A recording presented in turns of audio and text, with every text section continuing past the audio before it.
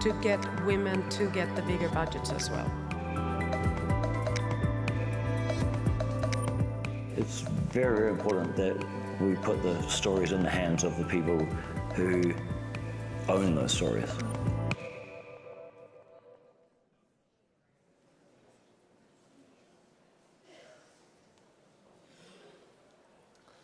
Oh, hello.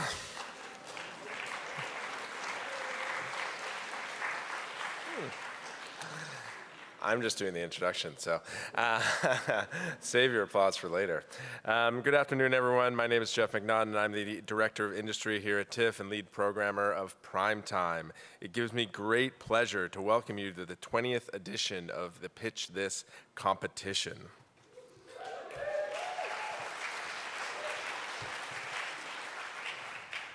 To begin, we would like to acknowledge that tonight's event is taking place on the treaty territory of the Mississaugas of the Credit First Nation and the traditional territory of the Haudenosaunee, Anishinaabe, and the Huron-Wendat.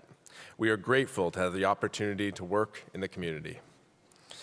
I would also like to remind you that there is absolutely no professional photography or video allowed during this session. We do live stream the event on YouTube and our website, so you can watch the whole thing afterwards. And also, something to note, and a little bit of change this year, if you have to leave at any time, please wait until between the pitches.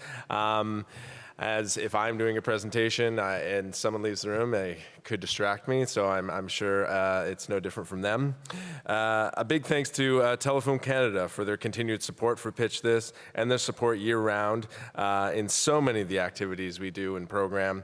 I would like to now introduce Mr. Dan Lyon, Telefilm Canada's feature film executive for Ontario and the Nunavut. Hi, everybody. Bonjour. Good afternoon, and thank you for coming today. This is always one of my favorite things to do. I haven't done it from this side of the podium, but this is also fun. So welcome to the annual Telefilm Canada Pitch This at the Toronto International Film Festival. This is always one of the highlights of the festival for our great Canadian film community, and it's especially exciting today as it's our 20th anniversary of Pitch This. So I am Dan Lyon, feature film executive for Ontario and Nunavut at Telefilm. Get ready, because in just a few moments, 6 teams will have only 6 minutes each to pitch their project, and 1 team will walk away with a prize of $15,000 to put towards financing their film. Some past winners of Pitch This include Richie Maida's 2005 pitch, Amal, which then premiered here at TIFF in 2007. Daniel Perlmutter's 2009 pitch, Fit to Print. The film was subsequently released in theaters as Big News from Grand Rock. And Ian Harnarine won in 2012 for his pitch with Doubles with Slight Pepper, which is now part of this year's Telefilm Talent to Watch cohort as a feature. And last year's winning team, Breton Hannum and Garrett Payon, were just announced earlier this summer to be receiving funding for their film, Wildhood, as part of Telefilm's Indigenous stream. So clearly, there are many talented filmmakers ready to make it to the big screen. I'd like to now take a moment to introduce this year's jury. I'm not on the jury, so no one has to be nice to me. Ashley Clark, Senior Programmer of Cinema for BAM.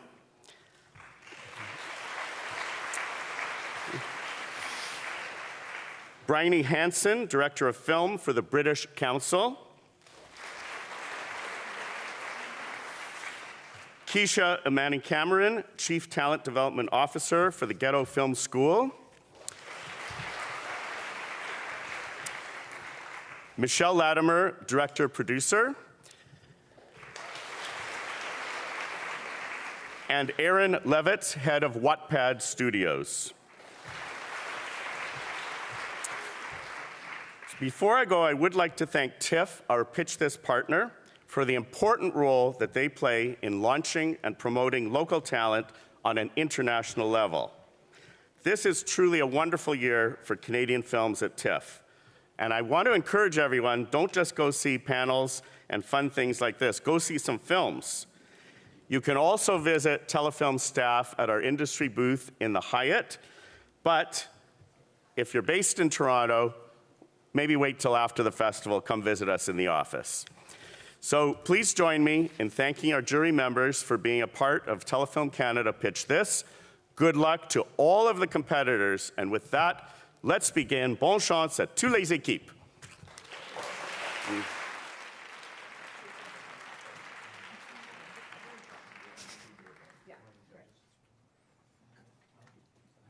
All right, next up is a fantastic host, Carolyn Taylor. Carolyn is an award-winning writer, artist, actor, and comedian. She is one of the co-creators, executive producers, and stars of CBC and IFC's Baroness von Sketch Show, as well as being the showrunner for the first 3 seasons.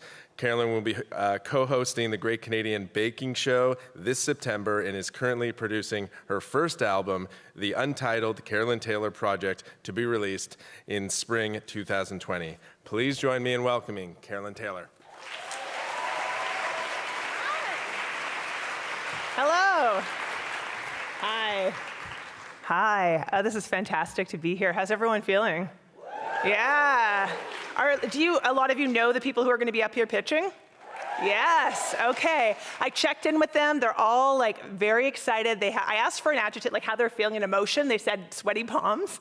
I was like, okay, that's an emotion. That kind of works. It's an extraordinary event. I'm honored to be here. We have a lot of information to get through, so sometimes I'm just going to be getting through this information and we're going to get to the good stuff.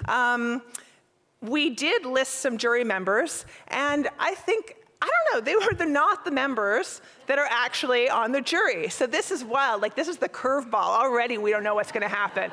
It's like, oh, you think you know who the jury is? Well, it's someone else. No, it's actually the people you thought it was in the first place. So that, I will be announcing them soon enough. So sit on the edge of your seats for that one. And apologies to anyone who was given a different name this afternoon.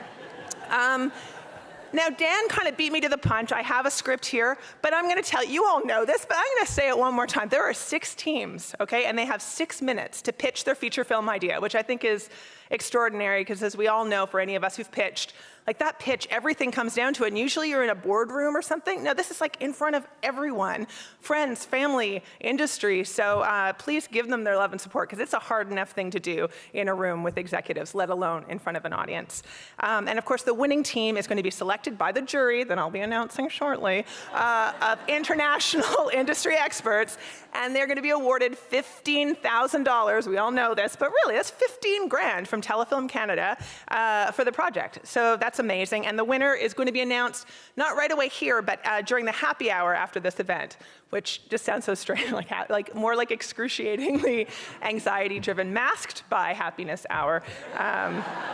So that'll be fun. Now I'm going to thank the coaches. It says I should thank the coaches in the pre-selection committee and introduce the jurors. Oh, you're just going to have to wait for that one more second. But our pitching coaches are Adam Goldhammer, Sharday Hardy, Katie McMillan, and Mark Slutsky. So if they don't do a good job, track them down at happy hour and get mad at them. And our pre-selection committee is Hallie Hamilton, Katie McMillan, and Charlotte Bincer. So thank you to them for choosing the people you're here to love and support. Okay. So our jury tonight consists of international and Canadian professionals in the film industry. We are delighted to welcome, for real, Helen Ahlsson. She's the film commissioner at the Swedish Film Institute, so awesome. Woohoo! That's great. Ian Harnarine, writer and director. Yeah. We have Lee Marin, producer at the National Film Board of Canada. Yeah. We have Mark Slone, President, Pacific Northwest Pictures. And finally, Gemma Vidal, La Incubadora, Program Manager, The Screen. Okay. Okay, so I think a cue, something's gonna come up here. Maybe it won't.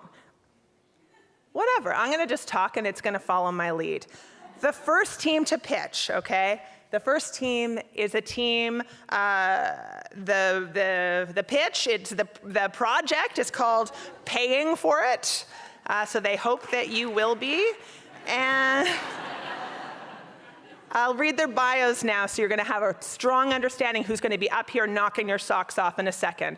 Okay, so we have Kristy, Neville, and Natalie Urquhart. They are producers with Wildling Pictures. The company's films have played at festivals such as TIFF, Berlin, Sundance, South by Southwest, Cannes, and Tribeca. Woo! All right. Mary Goes Round from writer-director Molly McGlynn, Cardinals from directors Grayson Moore and Aidan Shipley, and Firecrackers from writer-director Jasmine Mozaffari. They were all official selections at TIFF. And Kristy Garland's documentary, What Walla Wants, premiered at the Berlinale and was screened as part of Canada's Top 10 series at TIFF. Most recently, Cher, written and directed by Pippa Bianco, premiered at Sundance and at Cannes, and is currently streaming on HBO. This is a big deal. Everyone, put your hands together, paying for it, Kristy Neville and Natalie Urquhart.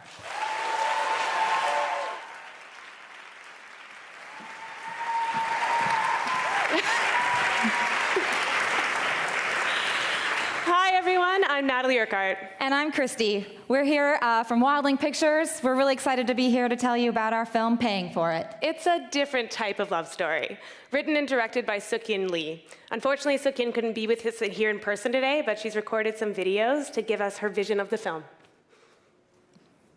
Hi, I'm Sook-Yin Lee. I am a filmmaker, musician, and broadcaster. I am so excited to turn Paying for It, one of my favorite graphic novels, into a live action movie. Now, it's by one of the most brilliant storytellers around, Chester Brown. He also happens to be my ex-boyfriend and my best friend. In fact, Paying for It is his account of what happened after our breakup, how he became disillusioned with romantic love and started paying for sex. I found it difficult to accept at first. I was trying to play it cool when really I thought it was kind of disturbing. I mean, how could sweet, nerdy Chester throw himself into something so extreme? It turned everything upside down. It made me question romance. It was too difficult for us to break up, so we kept living together. Chester moved to the basement, and we started experimenting. I took a more traditional route, dating, and he became a John. And through our very separate and different approaches, we ended up learning a lot about love, connection, and disconnection. Okay, so let's recap. Our film, Paying for It, is based on Sook-Yin's real life. It's set in 1996. Chester and Sunny, Sook-Yin, are living together in downtown Toronto. Chester and Sunny couldn't really be more opposite, but we'll let Sook-Yin tell you a little bit more about who these characters are. Okay, so Chester wears a pocket protector for Sirius. He's a cartoonist, which means he is an introverted homebody, super smart, interested in conspiracy theories, and he's one of the sweetest, most gentle, kind-hearted souls I know. The reason why he likes me is because I'm the complete opposite. I'm intense, emotional, I like to have a lot of fun, plus I have no filter. I'm a blurter. The reason why we get along so well is we love to engage in ideas, even when we don't necessarily see eye to eye. When Sunny falls for the hot waiter Carl, she comes home to Chester to propose an unorthodox arrangement, that they stay living together as a couple, but start to see other people. Chester loves Sunny, so he agrees. But when Carl moves in and Sunny asks Chester to move to the basement, his loneliness intensifies, and so does his growing disillusionment with romantic love. This is when the thought first strikes him. Instead of agonizing over the horrors of dating, what if he just paid for sex and companionship? And so Chester goes for it, and his first experience with a sex worker goes surprisingly awesome. Instead of shame and regret, he feels free from anxieties he's had with women his entire life. He tells his best friends, who think he's gone insane, and he tells Sunny, who does her best to see him through this post-breakup phase. It's not. Chester becomes a client. We meet Anna and Carla and Wendy and a lot of other sex workers. Chester learns more about each of these women and himself with every encounter.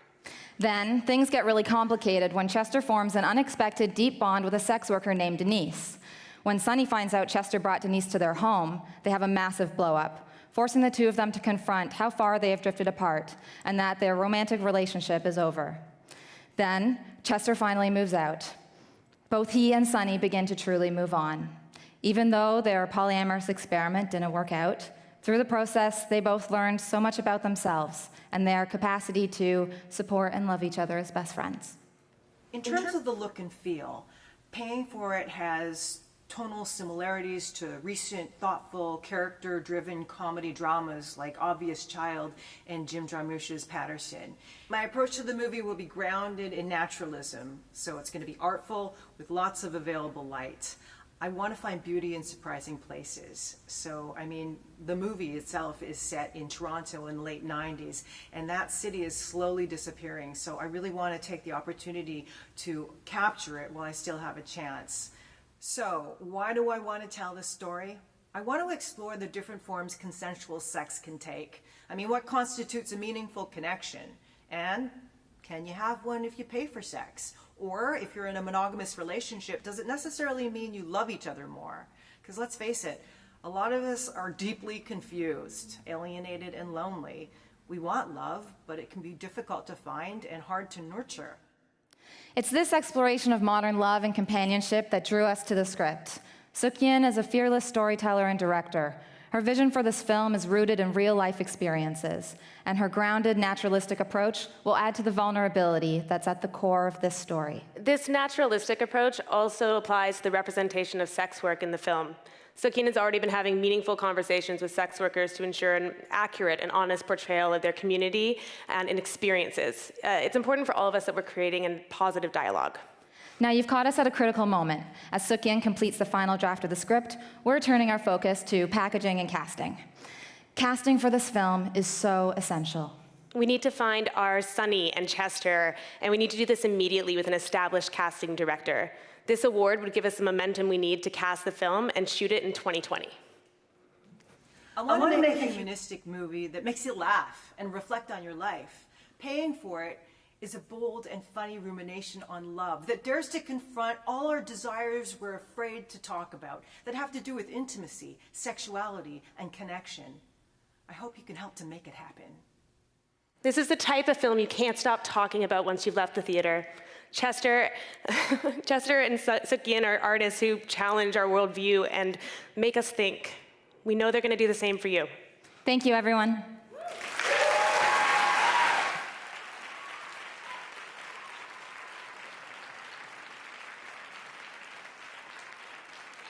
Woohoo! That was great. That was great. It's always hard to be the first ones. That was fantastic.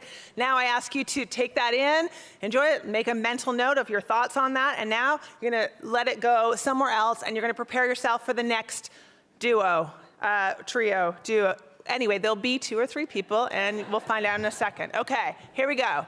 Coming up next, Colonel Films was founded in 2014 by writer-director Geneviève Dulude-De and producers Sarah Marin and Fanny Drew. And this is for the second pitch team for their project, Blue Flower. They have produced over 20 films to date. That is significant. Their first short film, The Cut, premiered at Sundance, where it won the Short Film Jury Award for International Fiction.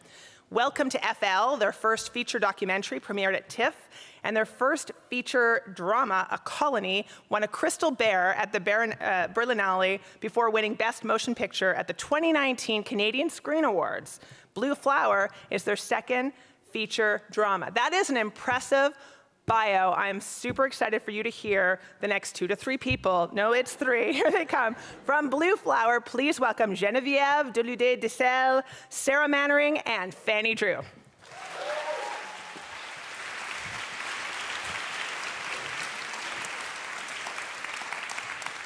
Hi. When I was 21, I went off to Romania. I spent 6 months there working with future Canadian immigrants. These are my pictures back then.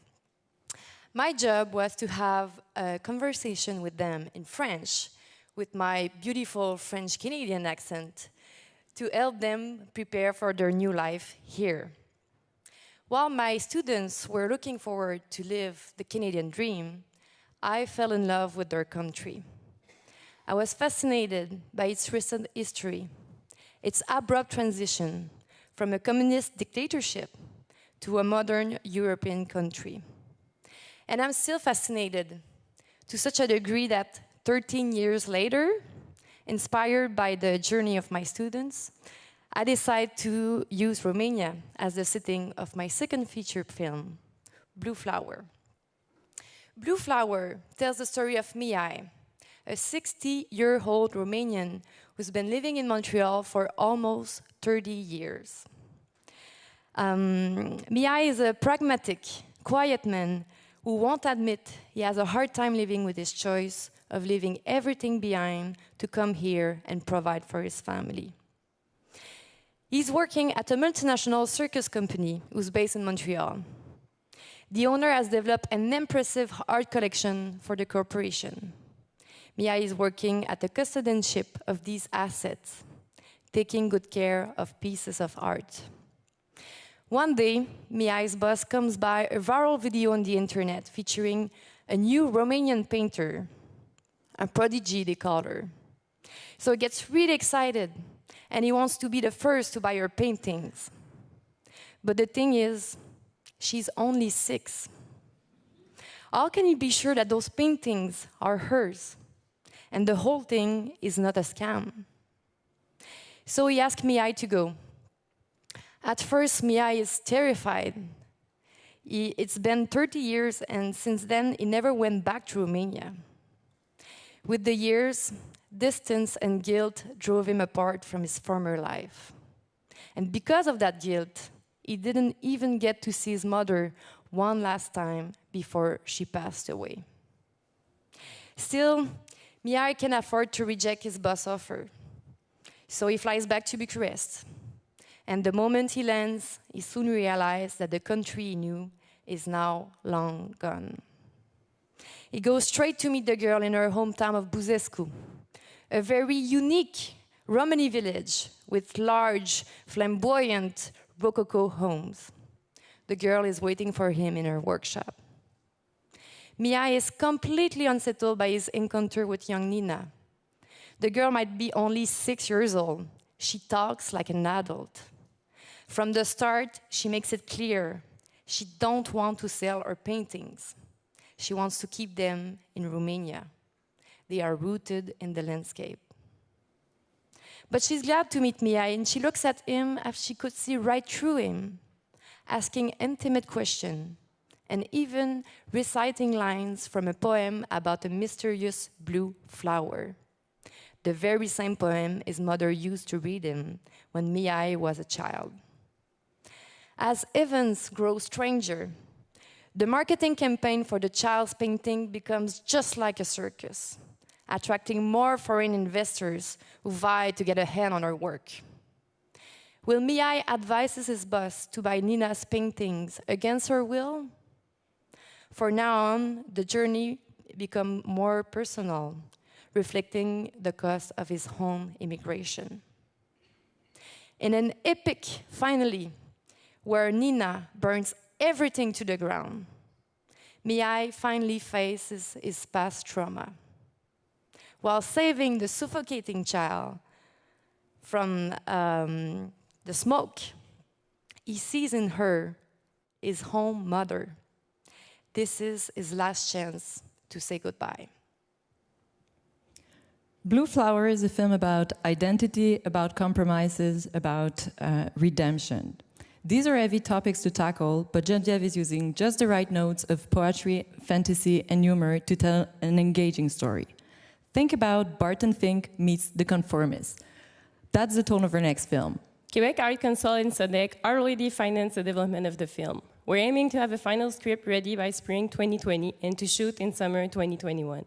We estimate the budget to be around 4 million Canadian dollars. We know it's an ambitious project, but we have a plan. Most of the film will be shot in French and Romanian. 2 of the main characters are coming from European Francophone countries, so we're planning on making a 3-party co-production. We believe we can raise up to 60% of the financing, 20% coming from either France, Belgium, or Switzerland, and the last 20% from Romania. So to meet the best partner, we're planning on attending all sorts of markets, such as Cinémart or the Berlinale co-production market, and other initiatives of co-production. Just at the end of this month, we're already going to Namur and to San Sebastian Co-production Forum to talk about the project. But in order to achieve this plan, we need money, and that's the exact reason why we're standing here in front of you today. The grant would allow us to execute our plan, and make sure things are moving forward until they get real. Thanks for listening to us. Thank you.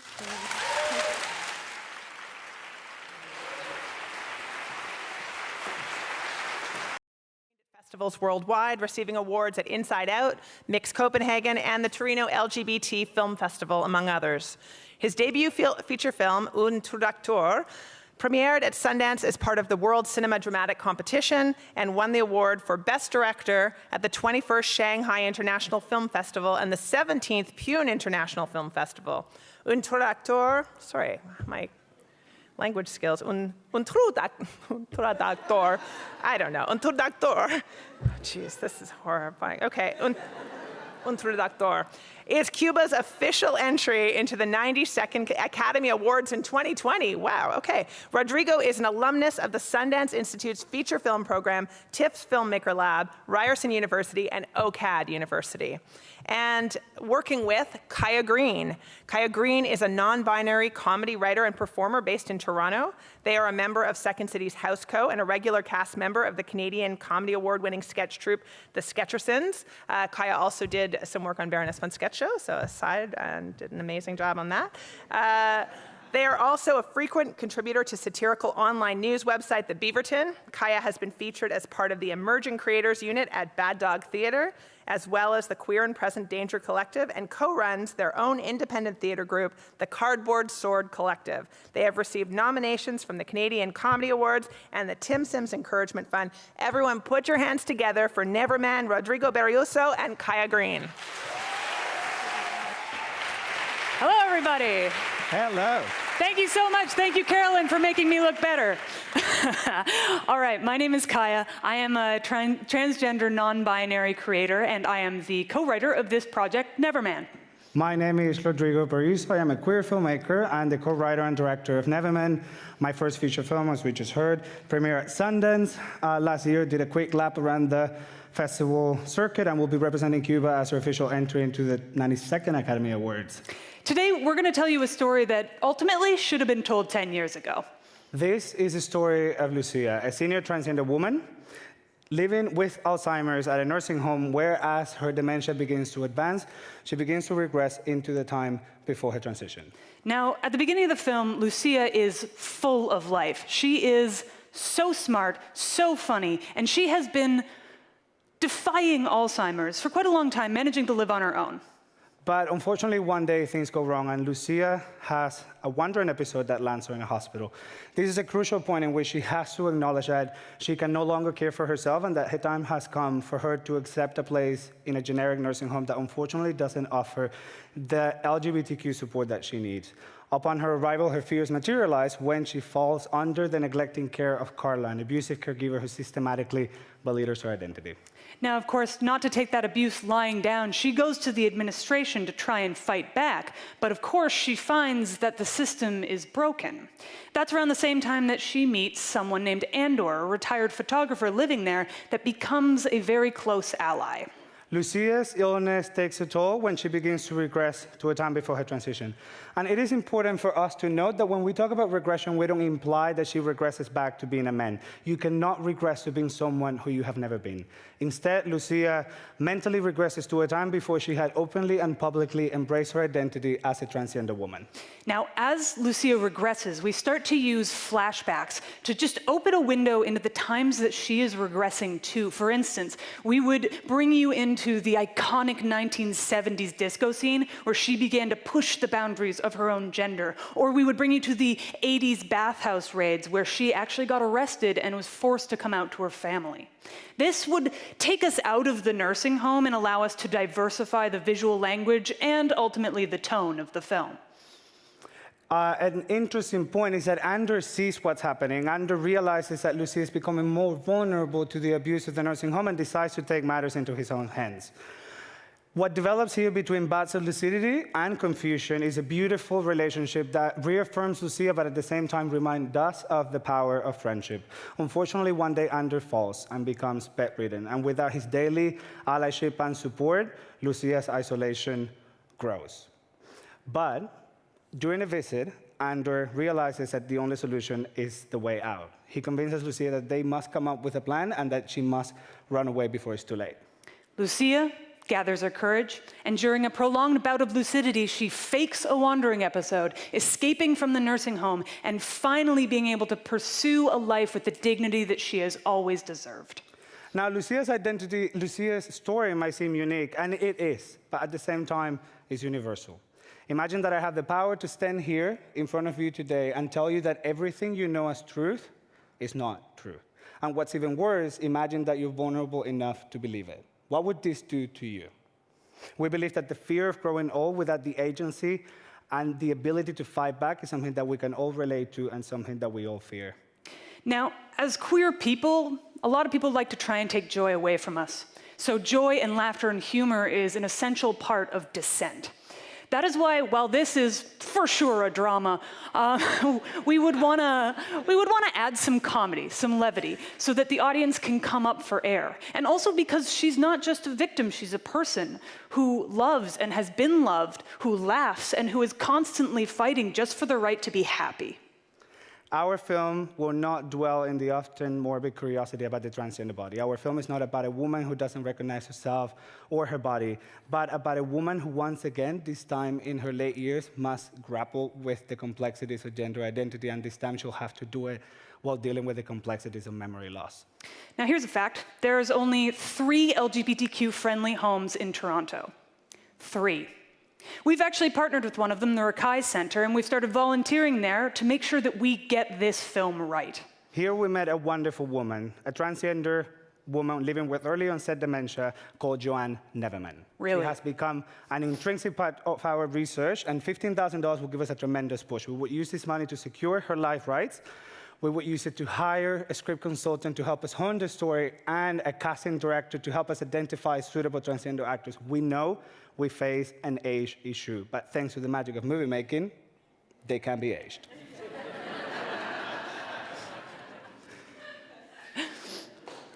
We are inspired by so many beautiful films that have proven that there is global interest in films about LGBTQ people, about senior people, and about difficult subjects treated with comedy and humor.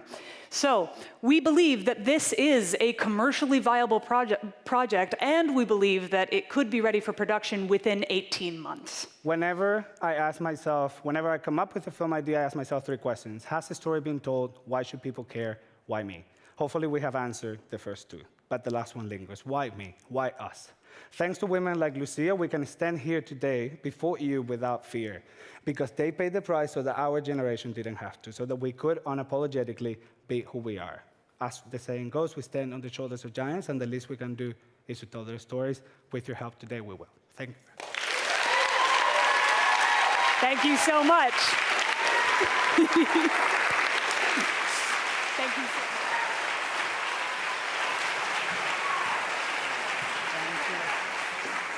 Wow, that sounds fun. That's mind-blowing. That sounds like a beautiful story. One thing that really captured me in that was that she faked a wandering episode to escape. That is sweet. So if you're stuck in any awful conversation during TIFF, just fake a wandering episode. Just get out to Front Street and just keep walking. Okay. Our 5th pitch team tonight is for What Night Taught Her. The team consists of Lauren Grant. First off, she is a producer and owner of Toronto-based Clique Pictures, a film and television production company that focuses on working with women in front of and behind the camera. Right on. Clique Pictures is in post-production on an untitled feature film by director Wendy Morgan and writer-star Kelly McCormick.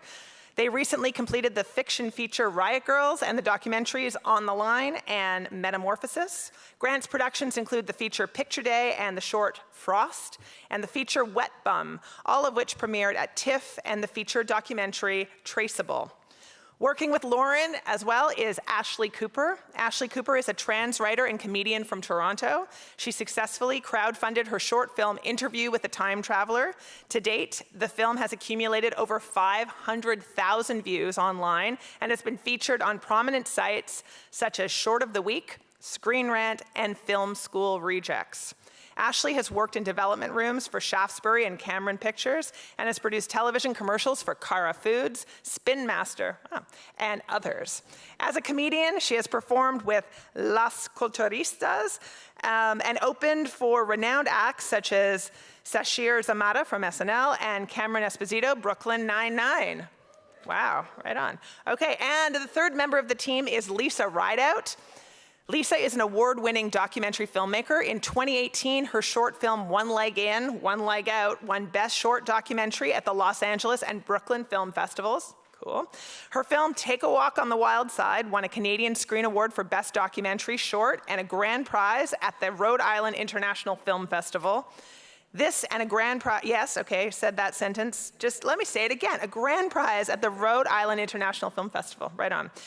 This year, her short film, His Nose, Her Eyes, Whose Face, premiered on CBC. She is currently directing an episode of a music series for Banger Films and developing a documentary series with 90th Parallel Productions. Please put your hands together for the team behind What Night Taught Her, Lauren Grant, Ashley Cooper, and Lisa Rideout.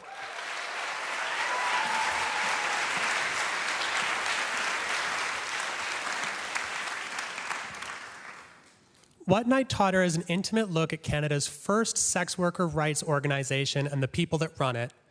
Following the lives of 3 outreach workers, we will delve into what it means to do work that is fraught with both legal and physical danger. My name is Lauren Grant. My company, Clique Pictures, focuses on producing content with female creative talent in front and behind the camera. I've had the pleasure of working with our team on the short film Take a Walk on the Wild Side and One Leg In, One Leg Out. Both films won awards that qualified them for Oscar submission. I'm Lisa Rideout. I'm the director and writer on the film. I grew up around strong women, my mom who raised my sister and I as a single mom, and my grandma who raised my mom by herself. So I gravitate towards telling stories about strong women and survival, and that is why I want to make this film. My name is Ashley Cooper. I'm a producer on the film. And some of you may be thinking, well, she's clearly the token minority of the team, and you're not wrong. I am a minority. I do, in fact, like all 3 Matrix movies. What Night Taught Her is based on the short film One Leg In, One Leg Out. The film followed a man, a trans sex worker, who is juggling balancing the needs of her clients with the desire to go back to school to be a social worker. We'll share a clip of the film that will help you see the tone, the verite style that we'd like to convey in the feature. It is a scene where Armand meets Mary, one of her friends, on the street one night. Please play the clip. Hi. How you doing? Hi, baby girl. How you doing? How you doing? This is one of my girls, old school. I know him. Yes, I've been here for 20 years. Yeah, this is one of my homes. Yes, I have. Oh, we have to work. Keep our light bill on. Hello. I love you, too. But you come through a lot, Ladies. How you doing? Hello. Hello. You gonna pay my light bill tonight?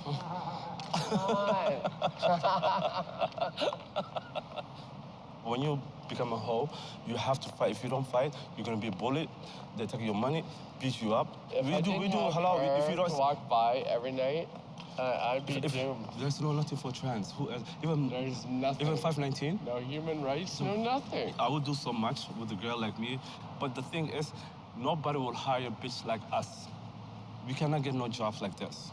So the only job available for us, the girl like me, to sell themselves or sell drugs. Why can't I sell fruit, for crying out loud? Why can't I sell clothes? Why can't I sell I'm a fruit. everything? I should sell fruit wisely. A paycheck? Did you say paycheck? Yes, I don't. Where? Exactly. I'm right there. Please, give me a paycheck. We will come one of these days. Don't give up. Don't give up, sis. We'll fight. We'll fight.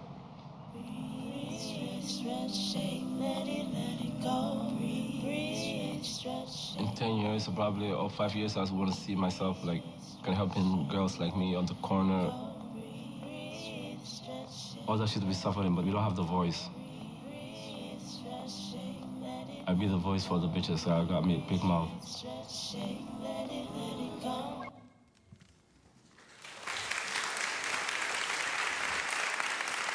After we wrapped on our short, Iman was offered a position as an outreach worker at Maggie's. And Maggie's is a Toronto-based organization run by and for sex workers to improve their conditions. And much like in the clip, part of Iman's job as an outreach worker is to walk through her community and to provide emotional support and resources to other sex workers. Iman is only part of the larger story that we're going to tell in the film. We'll also be following Jenny, who's the manager, who struggles to keep the organization financially afloat while lobbying the government to improve conditions for sex workers, and Anaya, who counsels others on their sobriety while she tries to manage to stay sober herself. For these women, Maggie's is half outreach organization, half home away from home. One of our biggest goals with this film is to portray these women as the three-dimensional, complex, interesting people they really are. There's such a misunderstanding of what it means to do the work that these people do and how they ended up getting there in the first place. And what we want to do with the film is to shatter audiences' expectations and shatter their misconceptions on what it means to be these people and live these lives. Our film is a verite-style point-of-view documentary in the vein of The Interrupters or Rich Hill. We're going to be following these three outreach workers through their day-to-day experiences as they happen. This means we're going to be right alongside Iman as she gets the first A on a paper. We're going to worry about Anaya if she shows up late for work, fearing maybe she's relapsed. And we'll be concerned alongside Jenny as she gets a rejection from a grant that could help keep Maggie's afloat.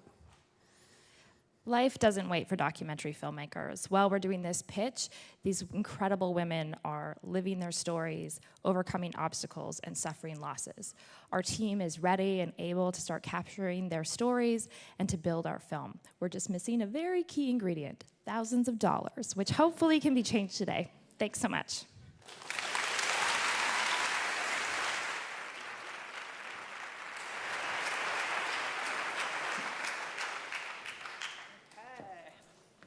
Amazing. Okay, we are now on to our last pitch team. And don't be fooled by the name. The project is called Worst Team Ever, but we are going to give them a shot at this. Here's the team. Kathleen Santiago Jayme is a Vancouver-based director. Her breakout film was the documentary Finding Big Country, about meeting her childhood hero, Bryant Big Country Reeves, a much maligned NBA player for the Vancouver Grizzlies. The film premiered with sold-out screenings at the Vancouver International Film Festival, where it won the Audience Choice Award. It then won Best Canadian Film at the Real Asian International Film Festival in Toronto and went on to win 5 Leo Awards and 2 Golden Sheaf Awards. Working with Kathleen is Michael Grand. Michael Grand was the writer and story producer of the 10-part documentary series Abandoned for Viceland, and the writer of Unbroken, The Snowboard Life of Mark McMorris for CBC, ABC, and ESPN. His work as producer was Kat Jayme's award-winning Finding Big Country, which has screened theatrically around the world and is now streaming on Amazon Prime. Worst Team Ever is Michael's debut feature-length documentary as producer. And finally, the third member of the team, James Brown. James is a 2-time Canadian Screen Award-nominated film and television producer. His previous films include the TIFF 2017 official selections Look-Looky by Wayne Wapamakwa, which won Best Canadian Feature Film at the festival, and Never Steady, Never Still by Kathleen Hepburn, which was nominated for 8 Canadian Screen Awards, including Best Picture. He's currently producing the first season of the animated series Dorg Vandango for DHX Media, a co-production with 4-time Academy Award-nominated studio Cartoon Saloon. So please welcome please welcome a viable candidate for this prize. Worst Team Ever, Kat Jayme, Michael Grand, and James Brown.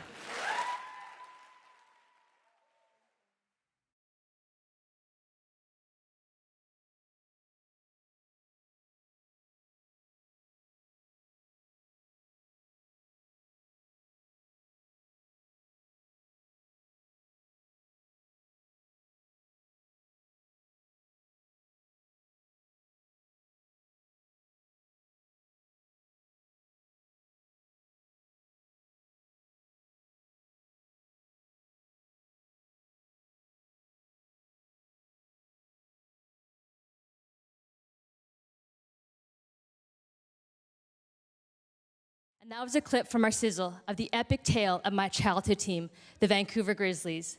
The Grizzlies only lasted 6 years in Vancouver until they were taken away and sent to Memphis, Tennessee. And no, I'm still not over it.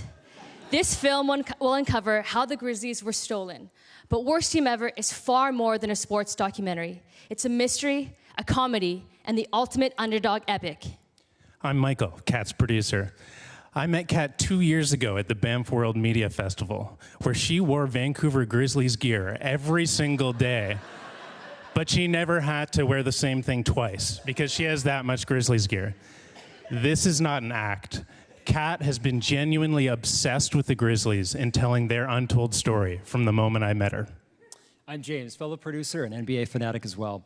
I've previously worked with several filmmakers to make their first features through the Canadian funding system, and I feel very strongly that this is the right film to be Kat's debut feature. I think she has a bold vision and a fresh perspective to tell this story. As a kid, my family and I attended so many games, and man, the Grizzlies were so bad. Like, I'm talking historically, embarrassingly bad, which is exactly why I want to make this film. We're so focused on champions, but you can't have winners without losers. And not only do losers have stories too, their stories are way better. There is more. It's true. Watch the film. There is more drama, resilience, and comedy in stories of big losers than big winners, and too often history ignores them. But it's more than the underdog journey that makes this story, the Grizzlies story, such a great story to tell.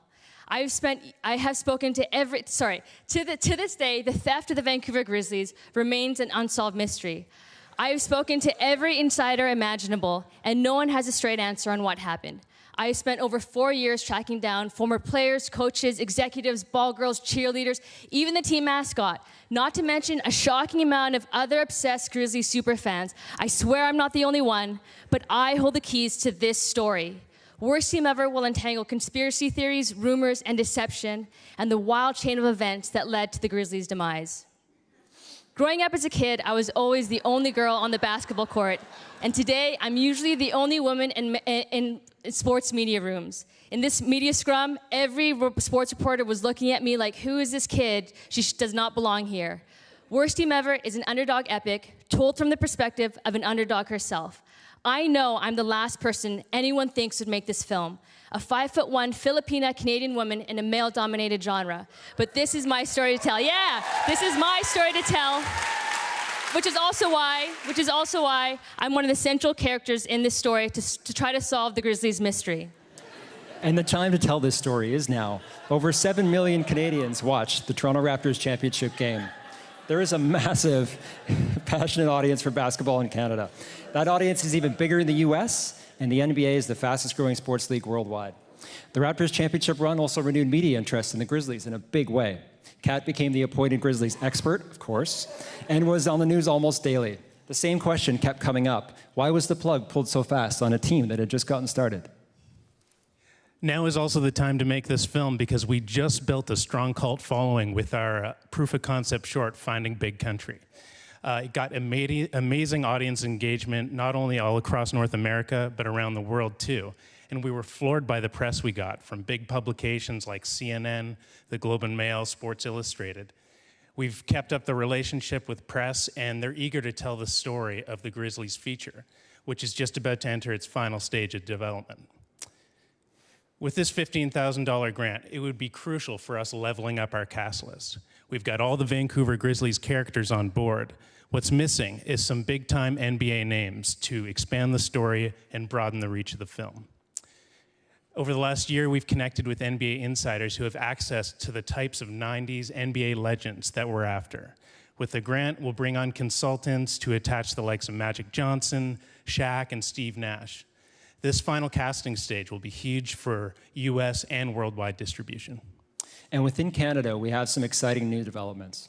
We recently partnered with Mongrel Media as our sales agent and distributor and have brought Crave on board as our broadcaster. Once we add some star power to our cast, we'll be in a great position to apply to Telefilm, a financing system I'm familiar with. I'm confident we can build a highly competitive application and reach our goal budget to make this film on the scale that Kat envisions. History remembers the Vancouver Grizzlies as the worst team in the NBA, but I want to change this. At the heart of it, Worst Team Ever is a redemption story about a historic team who, in spite of all the losing, still inspired a generation of childhood fans like myself to dream big and to keep fighting no matter what the scoreboard says. With my debut feature film, I want to show audiences what the Grizzlies showed me, that you can still win even when you suffer defeat. Thank you so much, and go Grizzlies!